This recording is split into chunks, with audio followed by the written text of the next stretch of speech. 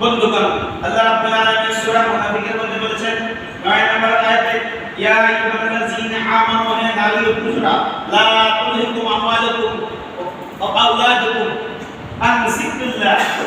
আল্লাহ বললেন, হে নারী ও পুরুষরা, তোমাদের সম্পদ, ধন সম্পদ, ছেলে মেয়ে, আন যিকরিল্লাহ, এই সম্পদ যেন তোমাদেরকে আল্লাহর জিকির থেকে, আল্লাহকে স্মরণ থেকে বিমুখ না করে, আল্লাহর রাস্তা থেকে অন্য রাস্তা না নিয়ে যায়। আল্লাহ পাক সেই কথা বলে দিলেন, ওয়া মাইয়াফআল যালিকা ফাউলাইকা হুমুল খাসিরুন।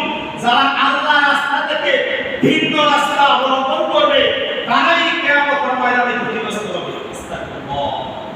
বন্ধু, আল্লাহর রাস্তা মানে আল্লাহকে স্মরণ মানে এই সম্পদ এবং সন্তান, আমি বলেছি পরীক্ষা, আল্লাহর রাস্তায় সন্তান যেন আল্লাহকে স্মরণ করে, সম্পদ যেন আল্লাহর প্রতি কৃতজ্ঞতা, এই সম্পদ আল্লাহর রাস্তায় যেন হয়, এই সম্পদ যেন সম্পদ দেওয়ার পরে আল্লাহকে না ভুলে যান, এই সম্পদ আল্লাহর রাস্তায় ব্যয় করা, আল্লাহর দ্বীন প্রতিষ্ঠায় সম্পদ ব্যয় করা, আল্লাহর জিহাদের রাস্তায় সম্পদ ব্যয় করা, এমন প্রতিজ্ঞা থাকতে হবে। তাহলে আপনার সম্পদ, এই দুনিয়ার সম্পদগুলো আল্লাহ সুবহানাহু ওয়া তাআলা আপনার কাজে লাগবে।